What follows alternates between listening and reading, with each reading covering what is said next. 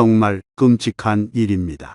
많은 분들이 여전히 마늘을 만병통치약이라 믿고 있지만 사실 잘못된 방법으로 섭취하면 신장을 망가뜨리는 칼날이 되어 평생 투석에 의지해야 하는 상황에 이를 수 있습니다.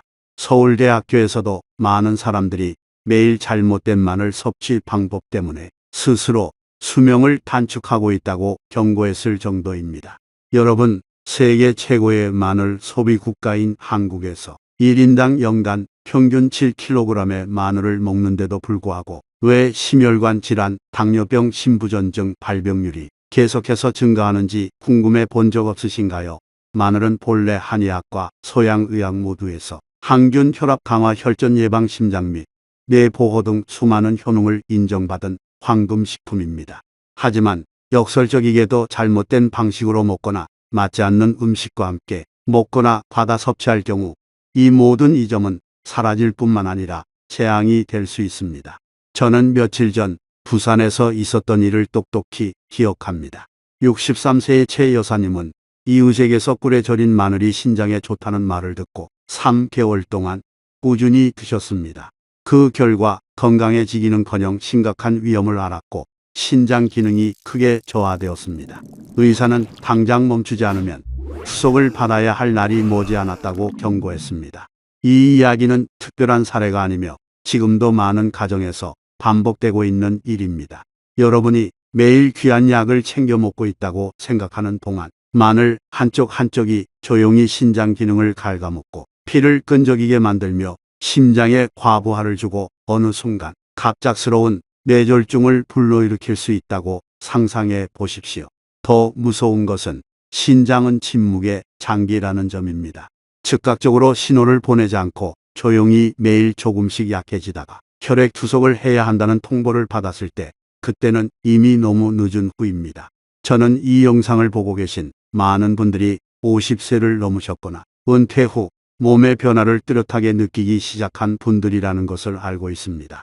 소화가 잘 안 되고 기억력이 감퇴하며 가끔 어지럽고 허리가 아프고 소변을 자주 보는 증상들 말입니다. 이런 증상들은 보통 나이가 들면 다 그렇지라고 생각하며 무시하기 쉽지만 사실 이는 신장과 혈관 그리고 뇌가 보내는 구조 신호일 수 있습니다. 오늘 영상에서는 건강 지식이 있는 분들조차 쉽게 저지르는 가장 흔한 마늘 섭취 실수들을 낱낱이 파헤쳐 보겠습니다. 그리고 더 중요하게는 연구를 통해 입증된 안전하고 과학적인 대체 섭취 방법을 알려드려 마늘이 진정으로 뇌와 심장, 특히 신장을 보호하는 약이 될 수 있도록 도와드리겠습니다. 마늘에 대해 다 안다고 섣불리 생각하지 마십시오. 왜냐하면 저는 여러분이나 가족 중 누군가가 매일 하고 있는 잘못된 습관이 적어도 하나는 있을 것이라고 확신하기 때문입니다. 이 부분을 끝까지 듣고 나면 여러분은 깨닫게 될 것입니다. 마늘은 사람을 살릴 수도 있지만 해칠 수도 있다는 것을. 그 경계는 아주 미미한 차이에 불과합니다. 만약 이 정보가 유익하다고 생각되신다면 주저하지 마시고 구독 버튼을 눌러주십시오. 저를 위해서가 아닙니다. 바로 여러분 자신과 사랑하는 가족의 건강을 위해서입니다. 영상 하나를 보는 데는 몇 분밖에 걸리지 않습니다. 하지만 때로는 건강하고 평안하게 수십 년을 더 살 수 있게 해줄 수도 있습니다. 그렇다면 우리가 매일 먹는 마늘은 과연 귀한 약일까요? 아니면 양날의 검일까요? 여러분, 마늘은 어느 집에나 있을 법한 평범한 식재료입니다. 하지만 제가 지금부터 드릴 말씀은 많은 분들을 깜짝 놀라게 할 수도 있습니다. 마늘을 잘못된 방법으로 섭취하면 신장을 손상시키고 혈관을 파괴하며 심지어 뇌졸중 위험을 높일 수 있다는 사실입니다. 믿기 어려우시죠? 우리와 오랜 세월 함께 해온 이 양념이 이제 와서 집안의 적으로 의심받다니요. 하지만 저는 겁을 주려는 것이 아닙니다. 제가 실제로 겪은 많은 사례들이 단지 마늘을 잘못 먹었기 때문에 발생했기에 이 말씀을 드리는 겁니다. 주방에서 마늘통을 급히 치우시기 전에 제 말을 끝까지 들어주십시오. 왜냐하면 마늘은 제대로만 사용하면 특히 50세가 넘어 신체 기능이 저하되고 면역력이 예전 같지 않을 때 우리를 건강하게 살도록 돕는 진정한 보약이자 동반자이기 때문입니다. 마늘에는 알리신이라는 매우 강력한 활성 성분이 들어있는데 이것이 마늘 특유의 톡 쏘는 냄새를 만듭니다. 하지만 그 냄새야말로 혈관을 확장하고 혈압을 낮추며 혈중 지방을 줄이고 혈전 생성을 막는 등 다양한 효능을 여는 황금 열쇠입니다. 즉 마늘을 올바르게 섭취하면 뇌졸중을 예방하고 심장을 보호하는 데 도움이 될 수 있다는 뜻이며 이는 50세 이후 많은 분들이 가장 우려하는 부분이기도 합니다. 뿐만 아니라 알리신은 항염 항균 효과가 있어 병원성 미생물을 죽이는 능력도 있습니다.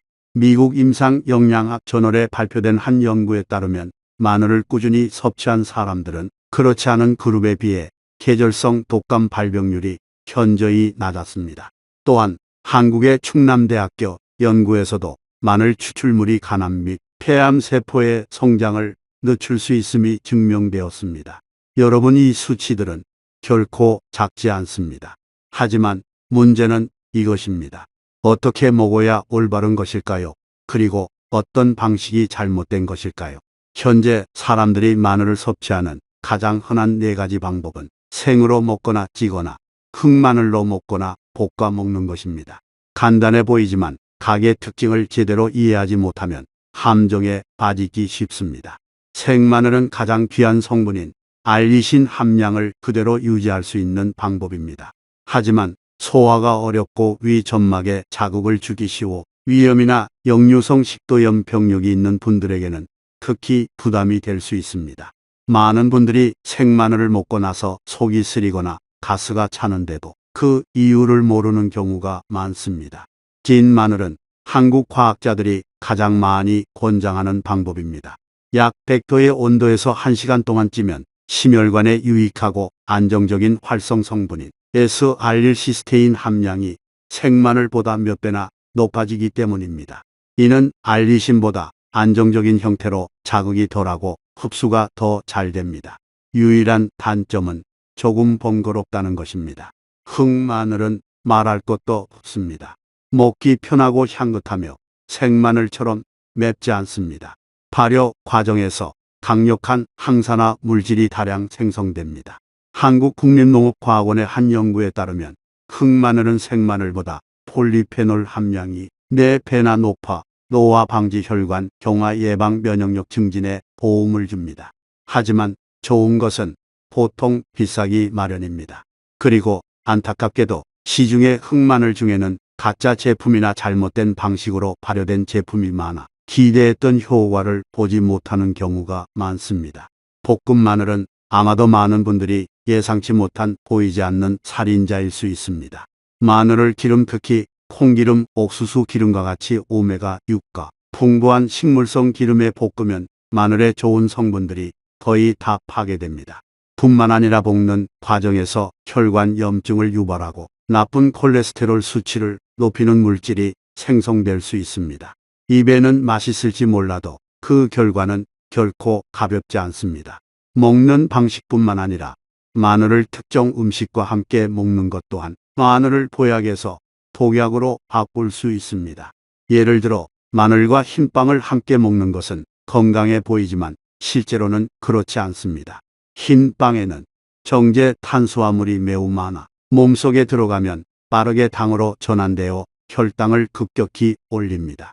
혈액순환을 촉진하는 마늘과 함께 먹으면 이 조합은 췌장에서 인슐린을 과도하게 분비하도록 자극하여 장기적으로 인슐린 저항성을 유발하고 이는 당뇨병과 고지혈증의 전조가 됩니다. 또 다른 실수는 마늘을 설탕에 절이는 것입니다. 꿀이나 설탕을 넣어 마늘을 절여 드시는 것을 보거나 들어보셨을 겁니다. 하지만 이는 조용한 재앙입니다. 설탕이 마늘과 결합하면 항염 효과가 사라질 뿐만 아니라 혈당 수치가 급등하여 기억력에 영향을 미치고 알츠하이머병 발병 위험을 높입니다. 대구 의과대학교의 한 연구에 따르면 잦은 설탕 섭취는 뇌에서 기억을 저장하는 해마의 부피를 감소시킨다고 합니다. 잊을 수 없는 또 다른 예가 있습니다. 부산에 사는 55세의 한 여사는 작은 상처에도 출혈이 멎지 않았습니다. 알고 보니 그녀는 항응고제인 와파린을 복용하면서 혈압에 좋다는 믿음으로 매일 아침 생마늘을 꾸준히 먹고 있었습니다. 약과 마늘의 조합은 피를 과도하게 묽게 만들어 작은 상처에도 몇 시간 동안 피가 멎지 않게 만들었습니다. 이렇게 위험한데도 많은 분들이 이 사실을 전혀 모르고 있습니다. 또 다른 사례는 울산에 사는 박씨 아저씨인데 매일 꿀에 절인 마늘을 3개월간 마신 후 심한 위통을 겪었습니다. 그는 이것만 마시면 약을 먹을 필요가 없다는 이웃의 말을 믿었습니다. 하지만 결국 그는 심각한 위궤양으로 병원에 입원해야 했습니다. 열성이 강한 꿀과 마늘이 중년에 약해진 위에는 너무 자극적인 혼합물이 되었기 때문입니다. 그렇다면 마늘은 어떻게 먹어야 올바른 걸까요? 제가 몇 가지 과학적이고 실천하기 쉬운 방법을 제안해 드리겠습니다. 첫째, 찐 마늘을 넣고 현미밥을 짓는 것입니다. 밥 한 공기당 찐 마늘 두세 쪽만 넣으면 됩니다. 이 방법은 먹기 편할 뿐만 아니라 항암 및 피로 해소 효과가 있는 안정적인 활성 성분 SR1시스테인을 공급합니다. 현미는 비타민 B군 특히 티아민이 풍부하여 체력을 증진하고 기억력을 개선하며 신진대사를 활발하게 합니다. 둘째, 살짝 데친 마늘을 냉압착 올리브유에 절이는 것입니다. 올리브유는 심혈관을 보호하고 혈관 플라크를 예방하며 심근경색 위험을 줄이는 좋은 지방이 풍부합니다. 이 혼합물을 채소를 찍어 먹거나 통밀빵에 약간 발라 드실 수 있습니다. 마지막으로 마늘 껍질을 버리지 마십시오. 말려서 가루로 만들어 음식에 넣거나 마늘 껍질차를 끓여 드세요. 마늘 껍질에는 일반 마늘보다 4배나 많은 폴리페놀이 함유되어 있는데 이는 항산화 작용을 하여 혈관 노화를 방지하고 뇌졸중 위험을 줄이는 데 도움을 줍니다. 여러분, 마늘은 올바르게 섭취하면 자연이 준 선물입니다. 하지만 잘못 사용하면 자신도 모르는 사이에 건강을 조용히 파괴하는 일종의 느린 독이 될 수 있습니다. 작은 습관 하나 때문에 소중한 노년의 건강을 잃지 마십시오. 현명하게 정보를 가려듣고 알물 통해 자신의 몸을 사랑해 주십시오. 건강은 저절로 주어지는 것이 아니라 매일 반복되는 올바른 선택의 결과이기 때문입니다. 레몬신의 약인가 건강의 덫인가 강력하지만 결코 단순하지 않은 양념 마늘에 대해 명확히 이해하셨다면 이제 겉보기엔 순하지만 역시 놀라움으로 가득한 과일 레몬으로 넘어가 볼 시간입니다. 레몬은 정말 소문처럼 지방을 줄이고 피를 맑게 하며 피부를 좋게 할까요? 아니면 이것 또한 고령층에게 숨겨진 건강의 도전 과제일까요? 여러분, 최근 들어 저는 많은 어르신들 사이에서 간단하면서도 효과적인 장수 비결로 매일 아침 레몬 물을 마시는 것이 유행처럼 번지고 있다는 이야기를 많이 들었습니다. 어떤 분은 체중 감량에 도움이 된다고 하고 어떤 분은 혈관을 깨끗하게 하고 피부를 좋게 해 젊음을 유지해 준다고 합니다. 하지만 여러분은 레몬을 올바른 방법으로 마시고 있다고 확신하십니까? 제가 이렇게 묻는 이유는 많은 분들이 레몬물을 몇 주간 마신 후 건강해지기는커녕 오히려 위가 아프고 속이 더부룩하며 심지어 하루 종일 피곤함을 느끼기 시작했기 때문입니다. 원인은 레몬에 있는 것이 아닙니다. 우리가 레몬을 사용하는 방식에 있습니다. 레몬은 제대로만 사용하면 정말 자연이 준 신의 약입니다. 작은 과일이지만 그 효능은 매우 큽니다. 무엇보다 레몬은 강력한 항산화제인 비타민C가 풍부하여 신체의 염증을 예방하고 세포 노화를 줄이며 피부 탄력 풍성한 머리카락 유연한 관절에 필수적인 콜라겐 생성을 돕습니다. 매일 레몬 한 개만으로도 성인의 비타민C 하루 권장량을 거의 100% 충족시킬 수 있다는 사실을 알고 계셨나요? 뿐만 아니라 레몬 껍질에는 혈중 지방을 낮추고 혈당을 안정시키며 혈액 내의 당 흡수 속도를 늦추는 수용성 섬유질인 펙틴이 함유되어 있습니다. 특히 펙틴은 장에 들어가면 여분의 나쁜 콜레스테롤을 흡착하여 몸 밖으로 자연스럽게 배출시킵니다. 레몬에는 또한 인슐린 저항성을 줄이고 세포의 인슐린 민감도를 개선하는 데 도움이 되는 헤스페리딘이라는 활성 성분이 들어 있습니다. 쉽게 말해 레몬을 꾸준히 섭취하면 신체가 혈당을 더 잘 조절하게 되어 당뇨병 위험이 있거나 당뇨병을 앓고 있는 분들에게 특히 유용합니다. 그리고 한 가지 매우 흥미로운 사실이 있습니다. 레몬은 올바른 시간, 올바른 방법으로 섭취할 때 내장 지방과 복부 지방을 줄이는 데 도움이 됩니다. 일본에서 12주간 진행된 한 연구에 따르면 매일 아침 따뜻한 레몬물을 마신 사람들은 그렇지 않은 그룹에 비해 체중 허리둘레 혈중 지방 수치가 눈에 띄게 개선되었습니다. 여러분, 이것이 바로 레몬을 올바르게 사용했을 때 얻을 수 있는 놀라운 이점들입니다. 하지만 이 신의 약도 잘못 사용하면 쉽게 독약으로 변할 수 있습니다. 안타까운 것은 너무나 많은 분들이 자신도 모르게 실수를 저지르고 있다는 점입니다. 첫 번째 실수는 타는 방식에 관한 것입니다. 저는 적지 않은 분들이 신선한 레몬을 찬물에 짜놓고 얼음 몇 개와 설탕 한 스푼을 추가하여 레몬물을 만드는 것을 보았습니다. 심지어 마시기 편하다는 이유로 탄산 음료에 레몬을 타는 분들도 있습니다. 그렇게 하면 갈증도 해소되고 피부도 좋아질 것이라고 생각하는 것이죠. 하지만 실제로는 정반대입니다. 레몬의 비타민C는 너무 높거나 낮은 온도에서 쉽게 파괴됩니다. 얼음물에 직접 짜 넣으면 효과가 거의 절반으로 줄어듭니다. 설탕, 특히 백설탕을 넣는 것은 더 나쁩니다. 설탕은 인슐린을 과도하게 분비시켜 지방 감소 효과를 상쇄하고 혈당을 높이며 내장 지방 축적을 쉽게 만듭니다. 그렇다면 어떻게 마셔야 올바를까요? 한국 영양 전문가들에 따르면 가장 좋은 방법은 깨끗이 씻어 얇게 썬 레몬 전체를 약 80도의 따뜻한 물에 설탕 없이 담가 따뜻할 때 마시는 것입니다. 이 온도는 레몬의 유익한 활성 성분을 활성화시키면서도 비타민C를 파괴하지 않기에 충분합니다. 특히 껍질째 담그면 레몬 껍질 바로 아래에 있는 귀한 펙틴 성분을 온전히 활용할 수 있습니다. 마시기에 가장 좋은 시간은 아침 식사 후 30분 뒤 또는 위에 음식이 있는 오전 중입니다. 공복에 마시면 레몬의 구연산이 위산 분비를 증가시켜 위통을 유발하기 쉬운데 특히 역류성 식도염이나 의궤양 병력이 있는 어르신들에게는 더욱 그렇습니다. 사용법뿐만 아니라 레몬을 적절한 음식과 결합하는 것도 그 효과를 몇 배로 높이는 데 도움이 됩니다. 레몬과 계피를 함께 드셔보세요. 계피는 오랫동안 한의학에서 몸을 따뜻하게 하고 혈당을 조절하며 심혈관 건강을 돕는 귀한 약재로 여겨져 왔습니다. 레몬과 함께 사용하면 이 둘은 염증에 대항하고 혈당을 안정시키는 이중 방패를 만들어 당뇨병이나 대사성 질환을 걱정하는 분들에게 매우 적합합니다. 또 다른 유용한 조합은 레몬과 고구마입니다.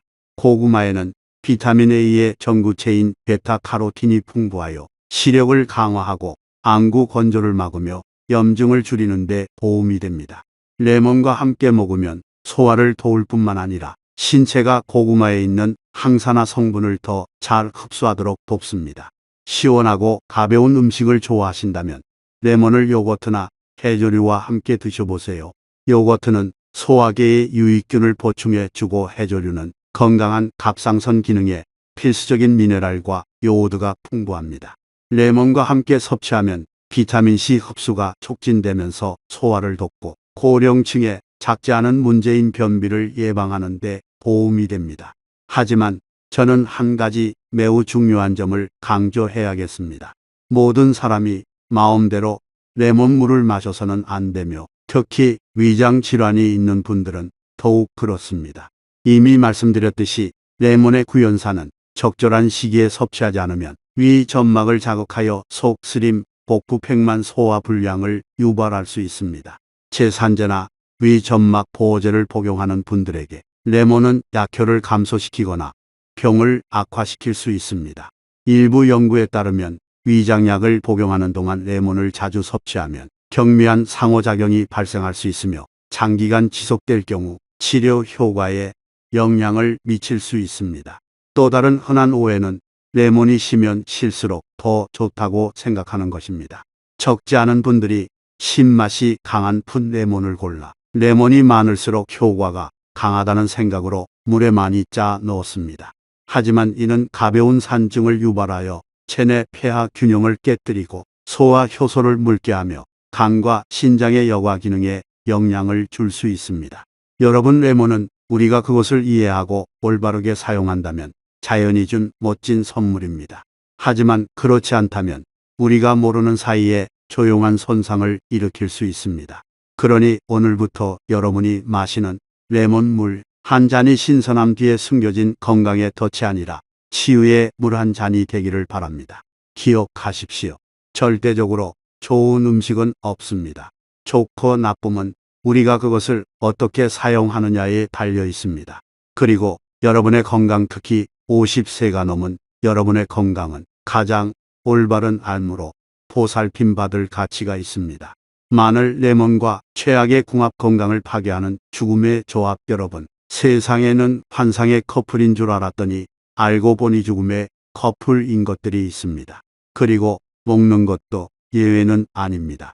보셨다시피 마늘과 레몬은 제대로 사용하면 매우 좋습니다. 하지만 위험은 우리가 종종 잘못된 조합으로 일상 식사에서 무심코 독성 혼합물을 만들어낸다는 데 있습니다. 그리고 다음 내용은 여러분을 깜짝 놀라게 할 것입니다. 저는 이 영상을 보고 계신 분들 중 적지 않은 분들이 마늘을 꿀과 섞거나 마시기 편하게 레몬 물에 설탕을 넣어본 경험이 있을 것이라고 믿습니다. 그러면서 단 거니까 걱정할 것 없어 라고 생각하셨겠죠. 하지만 그것이야말로 많은 사람들이 자신도 모르게 건강, 특히 심장, 신장, 뇌 혈관을 조용히 파괴하는 가장 흔한 실수 중 하나입니다. 제가 너무 늦기 전에 바로 잡으실 수 있도록 솔직하고 명확하게 말씀드리겠습니다. 1점, 마늘과 꿀, 설탕, 과도한 열과 혈당 급등. 먼저 곳곳에서 칭송받는 두 식품 마늘과 꿀에 대해 이야기해 봅시다. 하나는 항염, 다른 하나는 항균 작용을 합니다. 하지만 함께 섞으면 어떨까요? 동양 고대 의학서, 특히 명나라 시대의 유명한 의학서인 본초 강목에 따르면 마늘과 꿀은 모두 열성에 속합니다. 이 둘을 함께 섭취하면 과도한 열을 발생시켜간 신장, 특히 눈에 손상을 주기 쉽습니다. 저는 서울의 한 한의사로부터 지속적인 눈 충혈, 안구 건조, 쉬운 눈의 피로를 호소하는 환자들 중 상당수가 몇 주 동안 마늘과 꿀 혼합물을 섭취한 것이 근본적인 원인이었다는 말을 들은 적이 있습니다. 특히 체질이 뜨겁거나 눈에 질환이 있는 분들은 이 조합을 완전히 피해야 합니다. 뿐만 아니라 어떤 분들은 먹기 편하게 마늘을 설탕에 절이기도 합니다. 하지만 상상해 보십시오. 한쪽에서는 마늘이 혈중 지방을 낮추려 하고 다른 한쪽에서는 설탕이 인슐린을 급증시키고 지방을 축적시킵니다. 이 두 작용은 서로를 완전히 상쇄시키며 많이 먹을 경우 오히려 혈당 상승, 췌장 손상, 제2형 당뇨병 위험 증가를 유발하기 쉽습니다. 2점. 마늘빵, 혈당을 폭발시키는 정제 탄수화물. 이제는 무해해 보이는 음식 마늘빵입니다. 듣기만 해도 맛있죠. 여러분도 분명 겉은 바삭하고 속은 부드러운 향긋한 마늘버터를 바른 빵을 드셔 보셨을 겁니다. 하지만 제가 구체적으로 분석해 보겠습니다. 빵, 특히 흰 밀가루로 만든 빵은 정제된 탄수화물이 매우 많아 몸에 들어가면 빠르게 당으로 전환됩니다. 혈액순환을 촉진하는 마늘과 함께 먹으면 당 흡수 과정이 빨라져 혈당이 급격히 상승하고 인슐린이 대량으로 분비됩니다. 이 습관을 장기간 유지하면 그 결과는 무엇일까요? 인슐린 저항성 고지혈증, 복부 비만, 그리고 당뇨병 위험이 점점 더 높아지는 것입니다. 저는 대구에서 62세의 한 어르신을 만난 적이 있습니다. 그는 마늘빵을 건강한 아침 식사라고 생각했습니다. 하지만 불과 6개월 만에 그는 당뇨병 전단계 고지혈증 지방간 진단을 받았습니다. 마늘빵 외에는 단 음식을 먹거나 술을 마시지도 않았는데 말입니다. 보세요. 조합 방식이 조금만 잘못되어도 결과는 이렇게 달라집니다. 3점. 식물성 기름에 마늘 복기 혈관 염증 유발. 또 다른 많은 분들이 저지르는 실수는 콩기름, 옥수수 기름, 해바라기 씨유 같은 식물성 기름에 마늘을 볶는 것입니다. 이 기름들은 저렴하고 흔하지만 오메가6 함량이 매우 높습니다. 고온에서 가열되면 마늘의 항산화 물질을 파괴할 뿐만 아니라 염증을 유발하고 혈관을 손상시키며 뇌졸중과 심혈관 질환의 위험을 높이는 물질을 생성합니다. 저는 마늘 볶음을 먹지 말라고 금지하는 것이 아닙니다. 볶고 싶다면 냉압착 엑스트라 버진 올리브유를 사용하고 너무 뜨겁지 않게 살짝만 볶으세요. 그렇게 하면 풍미를 유지하면서도 마늘의 귀한 이 점을 잃지 않을 수 있습니다. 4점. 레몬과 위장약 항생제 약효 감소 및 악화. 또 다른 잘 알려지지 않은 잘못된 조합이 있습니다. 바로 레몬과 위장약 또는 항생제입니다. 레몬의 구연산이 위 속의 pH를 변화시켜 항생제가 제대로 작용하지 못하게 할 수 있다는 사실을 알고 계셨나요? 뿐만 아니라 위 보호제를 복용하는 중에 레몬을 마시면 점막을 자극하여 복통역류 심지어 위궤양 재발을 유발할 수 있습니다. 서울 세브란스 병원의 몇몇 의사들은 이렇게 말한 적이 있습니다. 위궤양 병력이 있거나 장기간 항생제를 복용하는 어르신들은 약 복용 직후에 레몬물을 절대 마셔서는 안 됩니다. 하지만 안타깝게도 여전히 많은 분들이 인터넷에서 레몬이 소화를 돕는다는 말을 듣고 잘못된 방법과 시간대에 마셔서 병을 악화시키고 있습니다. 이처럼 단 하나의 잘못된 조합만으로도 마늘과 레몬이 신의 약에서 독약으로 변할 수 있다는 것을 보셨습니다. 하지만 올바르게 먹는다 해도 모든 사람이 마음껏 먹을 수 있는 것은 아닙니다.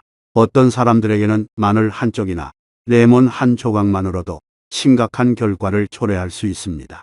마늘, 레몬 섭취 시 반드시 주의해야 할 사람들. 그렇다면 마늘과 레몬을 사용할 때 특별히 주의해야 할 사람들은 누구일까요? 바로 알아보겠습니다. 이제 마늘이나 레몬을 함부로 사용해서는 절대 안 되는 분들에 대해 귀 기울여 들어주시기 바랍니다. 자칫 득보다 실이 클 수 있습니다.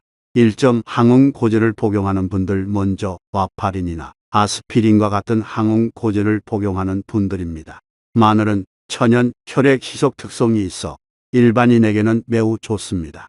하지만 이미 혈액 희석제를 복용하면서 마늘을 많이 먹으면 뇌출혈, 자발적인 멍 상처 시 지혈곤란의 위험이 매우 높아집니다. 2점.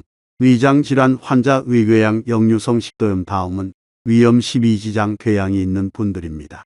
마늘과 레몬 모두 잘못 사용하면 자극적일 수 있습니다.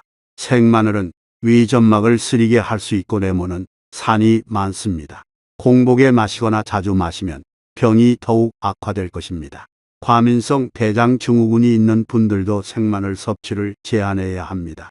이 증후군은 주로 복부팽만 가스 불규칙한 배변을 동반하는데 마늘에는 소화가 어려운 당류 프록탄이 포함되어 있어 장내에서 쉽게 발효되어 복통과 소화 불량을 유발할 수 있습니다.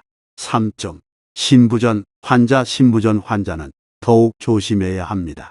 멸치나 말린 나물처럼 무해해 보이는 음식도 칼륨이 매우 풍부하지만 신장이 제대로 여과하지 못하면 남은 칼륨이 혈액에 축적되어 부정맥, 피로 심지어 갑작스러운 심정지를 유발할 수 있습니다.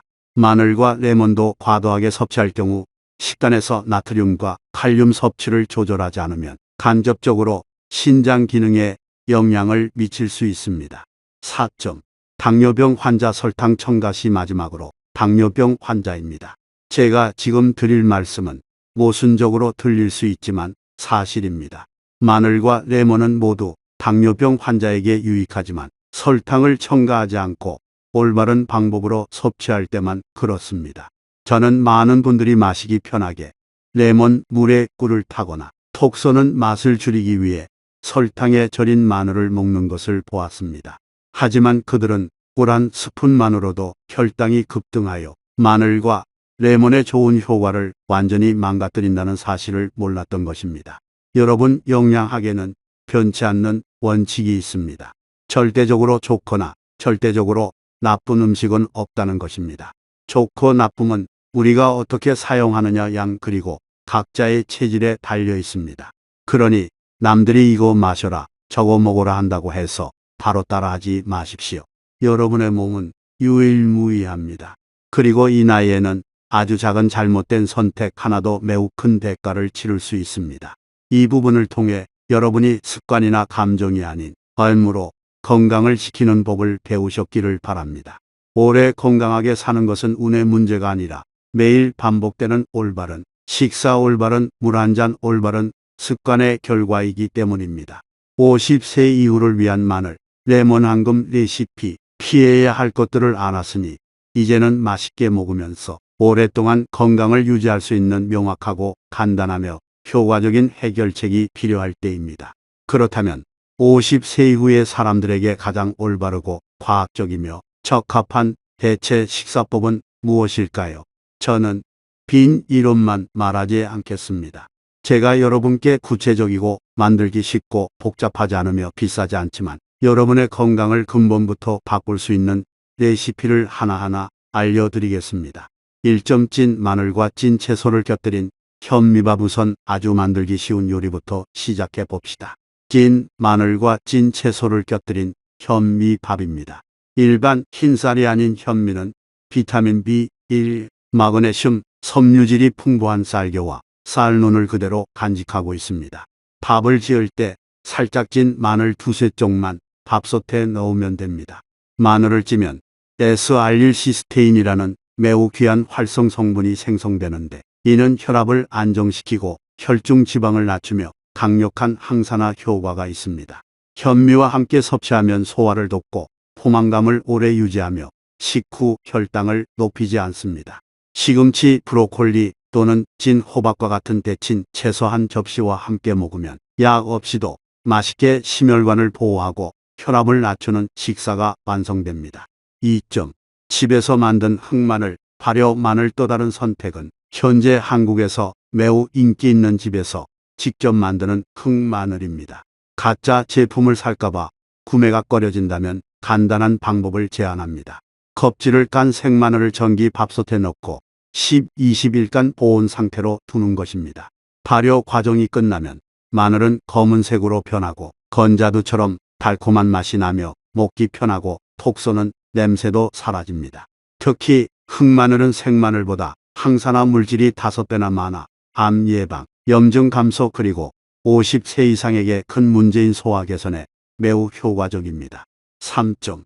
계피를 넣은 따뜻한 레몬 물. 만약 하루를 무언가 마시는 것으로 시작하는 습관이 있다면 이 황금 레시피를 놓치지 마세요. 계피를 넣은 따뜻한 레몬 물입니다. 레몬은 비타민C를 공급하고 콜레스테롤과 내장 지방 감소를 도우며 계피는 혈당을 안정시키고 몸을 따뜻하게 하며 혈중 지방 축적을 막는 효능이 있습니다. 레몬즙 1티스푼, 계피 가루 한 꼬집 그리고 약 80도의 따뜻한 물 200ml를 잘 섞고 아침 식사 30분 후에 마시세요. 꾸준히 마시면 에너지, 혈압, 소화 시스템에 뚜렷한 변화를 느끼실 수 있을 겁니다. 4점. 올리브유 절인 마늘과 생선구이. 마지막으로 간단하지만 특별한 레시피가 있습니다. 생선구이와 함께 먹는 올리브유 절인 마늘입니다. 마늘을 살짝 데친 후 엑스트라 버진 올리브유와 함께 유리병에 넣습니다. 며칠 후 이 혼합물을 생선에 재우거나 구울 때 표면에 바르거나 샐러드에 뿌려 드실 수 있습니다. 올리브유는 심혈관에 좋은 불포화 지방을 공급하고 마늘은 혈액순환을 촉진하며 동맥 내 플라크 형성을 예방합니다. 그리고 생선, 특히 고등어나 연어는 혈관을 보호하고 뇌졸중 위험을 효과적으로 줄여주는 천연 오메가3을 함유하고 있습니다. 과학적으로 입증된 핵심 성분과 교훈. 방금 영양가 있는 음식들을 메모하셨죠? 하지만 만약에 그렇게 좋은 걸까라는 의문이 드신다면 다음 내용은 현대 과학의 관점에서 그 근본적인 이유를 명확하게 이해하는 데 도움이 될 것입니다. 제가 과학적으로 증명된 몇 가지 주요 활성 성분을 공유하겠습니다. 주요 활성 성분. 알리신 생마늘에 많이 함유된 성분으로 혈관을 확장하고 혈압을 낮추며 세균을 죽이고 면역력을 높이는 데 도움을 줍니다. S알릴시스테인. 마늘을 찌거나 발효시킬 때만 생성되는 물질로 혈압 안정, 염증 감소, 세포 산화 방지 효과가 있어 혈관 노화 방지에 매우 중요합니다. 펙틴. 레몬 껍질에 있는 수용성 섬유질로 변비를 예방하고 콜레스테롤을 낮추며 장내 환경을 개선하는 데 도움을 줍니다. 헤스페리딘. 레몬의 흰 속껍질에 있는 플라보노이드로 인슐린 민감도를 높이고 당뇨병을 늦추며 혈관벽을 보호합니다. 폴리페놀 마늘 껍질과 레몬 껍질 모두에 풍부한 강력한 항산화 물질로 염증을 줄이고 플라크 형성을 막으며 뇌와 심혈관을 보호합니다. 어떤 성분이 좋은지만 아는 것으로는 부족합니다. 더 중요한 것은 우리가 그것을 어떻게 사용하느냐입니다. 그리고 건강 심지어는 목숨을 대가로 치른 교훈들이 있습니다. 저는 여러분이 같은 실수를 반복하지 않도록 그 이야기를 들려드리겠습니다. 꼭 기억해야 할 교훈, 과유불급 과유부급의 원칙을 지키십시오. 마늘이나 레몬을 먹을 때 무조건 많이 먹는다고 좋은 것이 아닙니다. 하루에 마늘 한두 쪽이면 충분합니다. 그리고 레몬은 하루에 한 개 설탕이나 꿀 없이 섭취하는 것만으로도 건강상의 이점을 얻기에 충분합니다. 검증되지 않은 민간요법을 믿지 마십시오. 저는 암을 예방한다는 말을 듣고 3개월 동안 꿀에 절인 마늘을 드신 한 어르신을 만난 적이 있습니다. 그 결과 그분은 잘못된 섭취 방법 때문에 급성심부전으로 혈액 투석을 받아야 했습니다. 실제 이야기고 실제 인물이며 단지 잘못된 믿음 하나 때문에 벌어진 가슴 아픈 일입니다. 그러니 만약 심혈관 신장 위장 질환과 같은 기저 질환이 있다면 식단을 바꾸기 전에 반드시 의사와 상담하십시오. 건강은 삶과 죽음의 문제이지 시행착오를 겪을 대상이 아닙니다. 건강한 식단은 습관과 함께합니다. 마지막으로 누구나 아는 것 같지만 다시 한번 강조하고 싶은 것이 있습니다. 건강한 식단은 운동, 충분한 수면, 정기적인 건강검진과 분리될 수 없습니다. 병이 생긴 후에야 식단을 조절하지 마십시오. 건강할 때부터 올바르게 드십시오. 여러분, 마늘과 레몬이 이 두 가지 익숙하고 단순해 보이는 식재료는 놀라운 힘을 가지고 있습니다. 문제는 음식 자체에 있는 것이 아니라 우리가 매일 그것을 어떻게 사용하느냐에 있습니다. 올바르게 사용하면 여러분은 건강하고 젊고 총명해지며 혈관이 깨끗해지고 뇌가 맑아질 것입니다. 잘못 사용하면 몸에 스스로 독소를 만들어 심장, 신장위와 같은 가장 소중한 장기들을 조용히 손상시키는 셈입니다.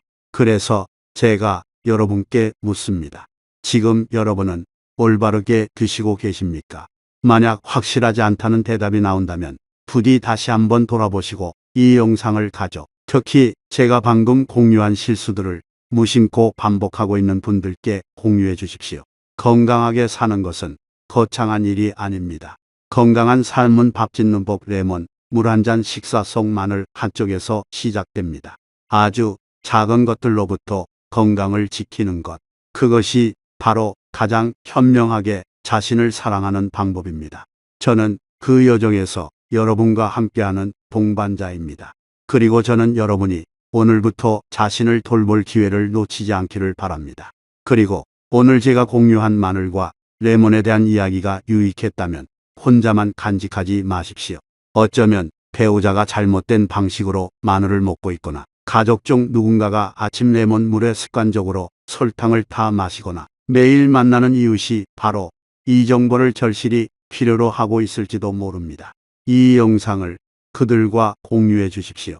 때로는 여러분의 작은 행동 하나가 누군가를 조용히 다가오는 뇌졸중, 심부전 또는 기억 상실의 위험에서 구해줄 수 있기 때문입니다. 끝내기 전에 여러분이 저와 함께 아주 간단하지만 의미 있는 행동을 하나 해주시길 바랍니다. 아래 댓글창에 다짐 한 줄을 남겨주세요. 오늘부터 마늘을 올바르게 먹겠습니다. 또는 이제 레몬 물에 설탕을 넣지 않겠습니다와 같은 한 문장이면 충분합니다. 쓰는 것은 제가 알기 위함이 아니라 여러분 스스로에게 매일 상기시키기 위함입니다. 나는 더 건강한 삶의 방식을 선택하고 있다고요. 그리고 만약 여러분이 계속해서 이해하기 쉽고 친근하며 건조하지 않고 매일의 식사와 습관에 바로 적용할 수 있는 조언들을 받고 싶으시다면 구독 버튼을 누르고 알림 설정을 켜주십시오. 여러분이 그렇게 할 때마다 저를 응원하는 것일 뿐만 아니라 자기 자신에게 하는 약속이기도 합니다. 나는 나 자신과 가족을 위해 올바르게 먹고 주도적으로 살며 건강하게 살기로 선택한다. 여러분, 우리는 시간의 흐름을 막을 수는 없지만 남은 인생을 더 가볍고 주체적이며 충만하게 만들 수는 있습니다.